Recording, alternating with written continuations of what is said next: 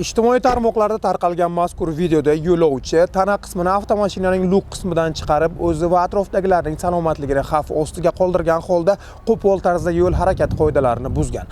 Mazkur holat Yo'l harakati xavfsizligi boshqarmasi xodimlari tomonidan tegishli tartibda o'rganildi. Qoidabuzarlarga nisbatan O'zbekiston Respublikasi Ma'muriy javobgarlik to'g'risidagi kodeksining 138-moddasi tartibida ma'muriy bayonnoma rasmiylashtirildi hamda avtomashina vaqtincha saqlash uchun jarima maydonchasiga joylashtirildi. Do'stim to'yga borayotganda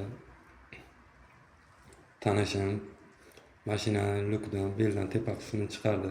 Ish xato ekanligini bilmagandim. Tushunib yetdim, qilgan ishimdan pushaymonman. Yo'lovchini nazorat qilishim kerak edi. Internetda ko'rib xato qildim. Yo'l harakati qoidalarini buzdim. Qilgan ishimdan afsusdaman. Qaytib takrorlanmaydi. Hech kimga maslahat bermayman bunaqa ish qilishim. Qadrli fuqarolar, yo'l harakati qoidalariga doimiy rioya qiling. Siz bilan bu kabi holatlar takrorlanishiga yo'l qo'ymang.